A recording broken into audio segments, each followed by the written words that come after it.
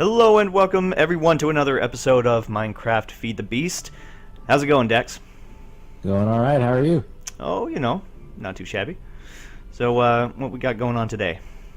Not really planned out so far. I think we're gonna do a little building. We're gonna do a little walk around, see what we've done this week, and just kind of play it by ear today. A little bit Excellent. similar episode. So. Sounds good. Sounds good. All right. So, what all you got new going on around here? All kinds of fun things. I decided I didn't want to feed my animals by hand anymore, so I created these cool little devices that does it for me. So Oh, that's really nice. Yeah, all I have to do is pop in some wheat here or some seeds that's up cool. here, and it'll feed my animals and give me all kinds of good material. So I love That's- the UI, the little hearts. yeah, That's kind of adorable. it's always a cow though for some reason in the UI. Even over here next to the chickens, it's always a cow. Oh, really? Yeah. Oh, apparently there's too many to breed. No. So okay, great. There's a limit. That's good to know. So that's cool. Yep. We got a little egg guy here. It's a lone chicken. Hello, egg Making guy. eggs. He's my best friend. I redid this this contraption here. Basically, what this is it converts these solidified XP blocks into bottles of enchanting. And what I can do with that is I can have a dispenser dispense those at me to keep my pickaxe and stuff kind of built up. So all you do is you pop a bunch of the solidified experience in this top chest.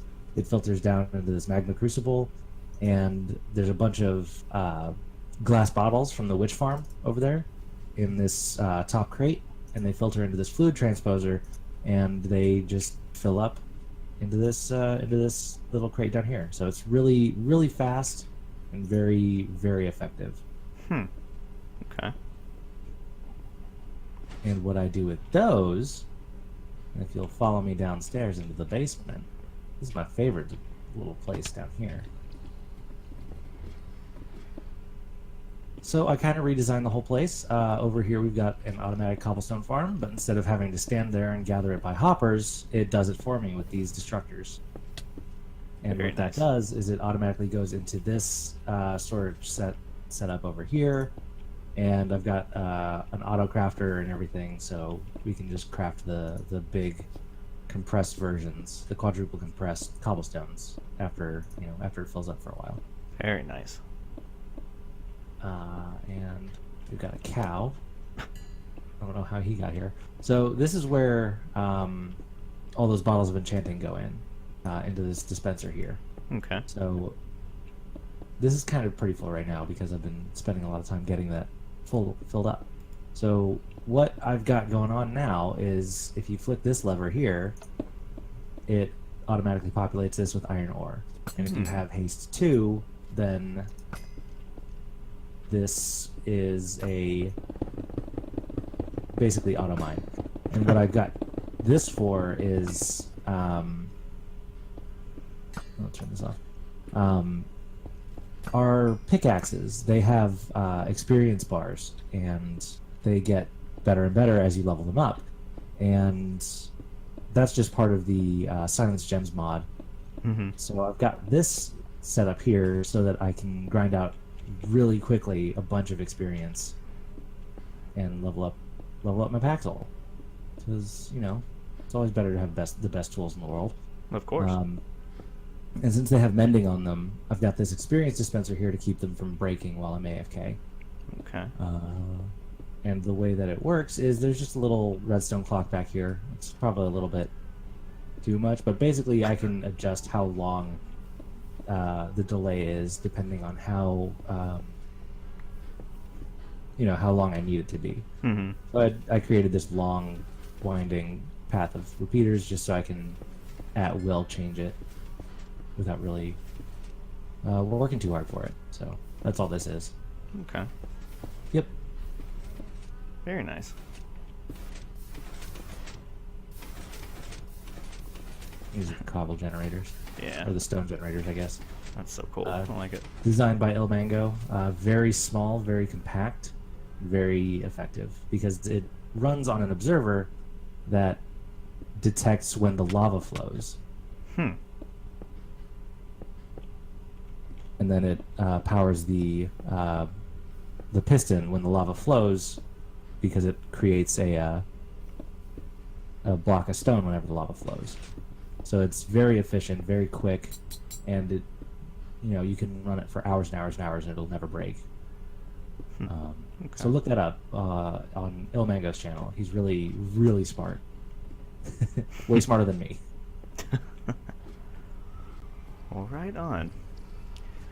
So I think, as I mentioned before, I think I'm going to head over to that place where that Xynos found a few episodes back, and start to do a little building out there. All right. Grab some stuff to use here. Oh, have you been in your bedroom recently? Not recently. Oh, well, you might want to check that out. Oh Lord, what did you do? I didn't do anything. I don't know what you're talking about. Uh-huh. You cheeky bugger.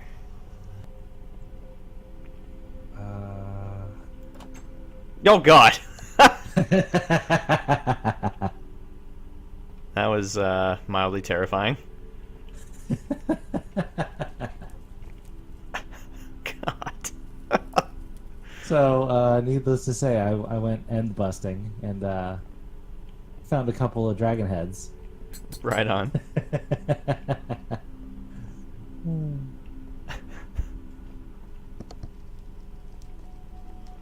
Okay. Alright, so what do I want to do here? I think what I might do is do a half stone bridge coming out, and then have essentially a wooden drawbridge the rest of the way. That could be cool.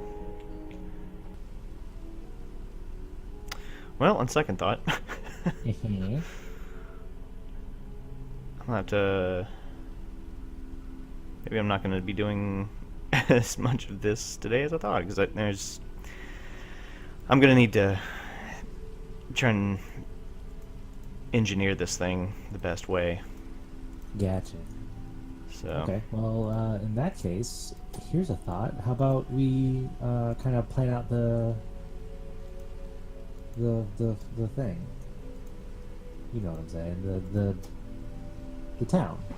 Yeah. Yeah, we can do that. Just plan it out and kind of check out, see what's going on. Okay. So I've got a couple of different options for the path, and I didn't know which one looked better. I think this one lends itself better, just because it's a more gradual slope, but this one might be more interesting if we can do a little terraforming. Okay.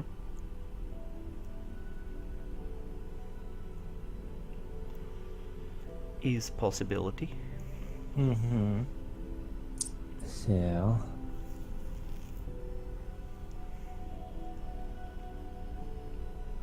we've got the main square here. We can have like a little secondary square over here, and we can just dot some houses around it.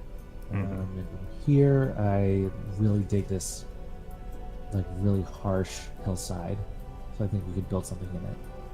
Yeah, that is pretty cool. Yeah,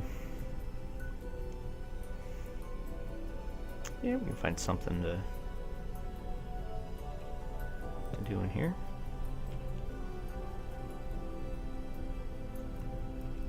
Maybe it could be the Hobbit's quarter of the town. Or something. Yeah, and if you look to the other side of that hill, it overlooks a little river, so it could also be like kind of an underground manor. Ooh, yeah. Or something like that, where we could have like a looking, or like a balcony out the back overlooking that little river and the field. So that's just an idea. Okay.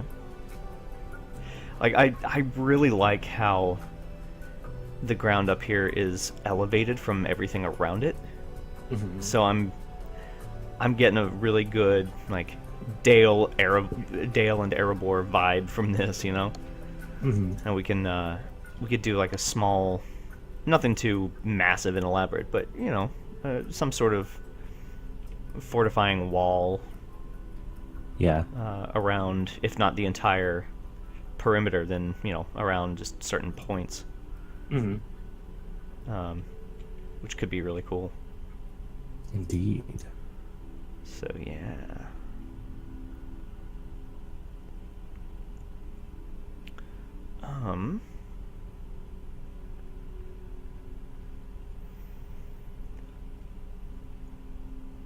For the square, Mm-hmm.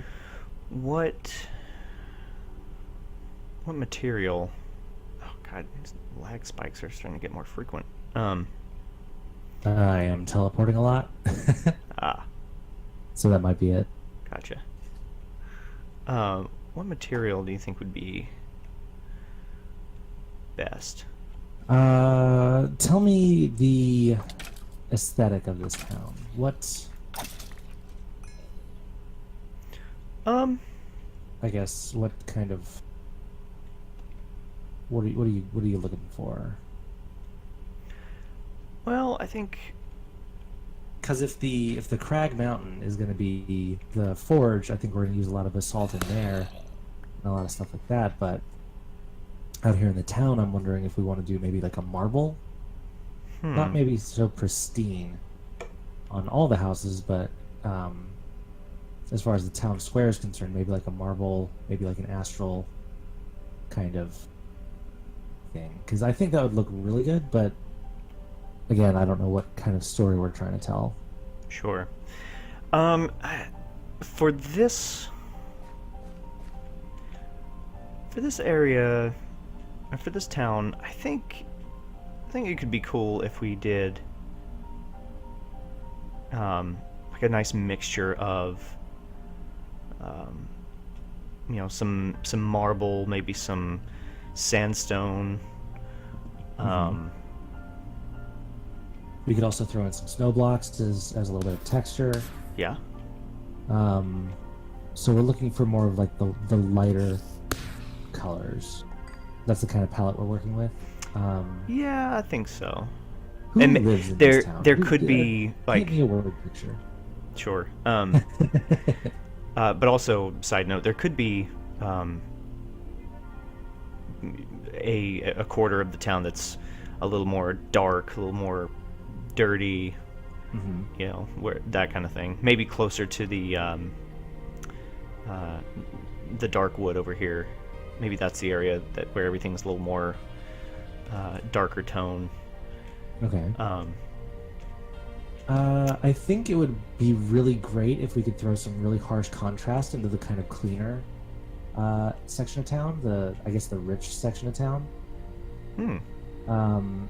So we could have like a lot of bright whites, a lot of marble, a lot of snow, maybe some dark oak, and basalt for some really harsh, good-looking texture and contrast in those parts of towns. But then in the dingier parts of towns, kind of more muted of the same thing, where instead of snow, it's more like cobblestone. Where it's not quite so clean, or instead of dark oak, we use kind of like an oak or a birch instead of sandstone. Something that looks cheaper and also a little bit dustier of what the rich section of town has. Sure. A little bit more earthy. Yeah, I like that idea. And I might, at some point,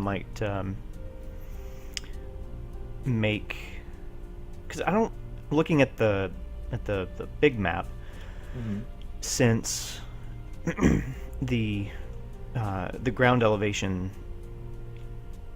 is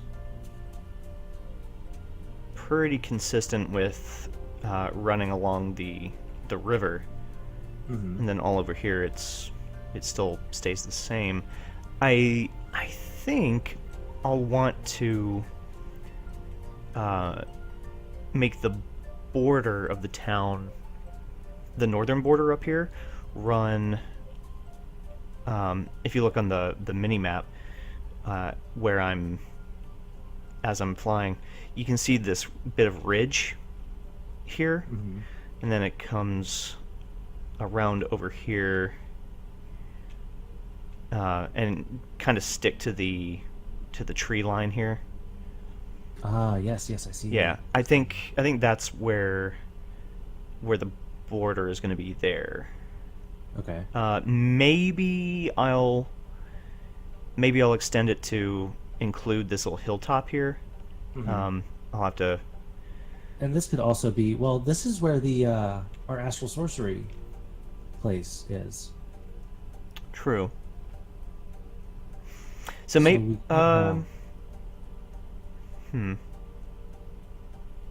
something over here. So maybe we can keep the border the same, but have a small path leading out, and down here for the astrologers to work. Yeah. We could even incorporate this wall here, this sheer cliff face, as part of that. Have something inside this this mountain where people live and work. Possibly. Kind of beside the this construction over here. Mm-hmm. Ooh, you know what could be really interesting is if we basically move that temple to essentially right here. We just relocate it. And that would be. I mean, that could be something that we do maybe in creative mode, but that would be interesting and difficult. Yeah. My only concern is this floating crystal, getting to move that. Right. And have it still function. But aside from that, I'm all for it. And maybe try to make, if we were to do that, then maybe try to find a way to transform the structure itself into more of an observatory type deal. That could be cool. And then we don't have to worry about. I don't think the structure has anything to do with how functional this crystal is. I don't think so either. So that could definitely be something that we do. Okay.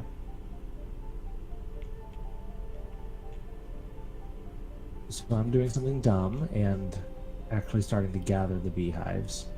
Oh yeah? Yup. No reason. I'm not looking into it yet. I'm just gathering them because they're annoying me. Yeah.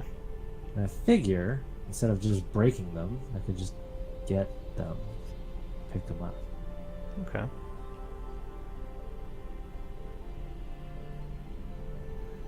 Because previously what I've done is I just break them. With my mega pickaxe. So now I'm carrying a scoop around with me so that I can pick them up. Great. Alright. Alright. Well, that's a good start, at least. We have a general idea on where things are going to go. So I got to figure out how I'm going to make that look. Figure out how the roads are going to worm their way through the terrain here. And figure out an overall vibe for the city. So, but at least we have some base groundwork started. So, I think we're gonna call it. Foundation. Huh? Lay the foundation. Indeed. Right, you are. Well, I think we're gonna call it there for today. Thank you, as always, for watching, everybody. If you like what we do, leave us a comment and a like. Say hey.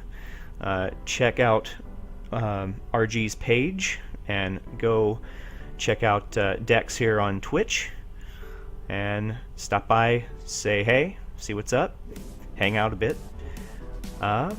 And yeah, I think that's it. So until next time, everybody, stay frosty, and we will see you in the next one. Bye bye.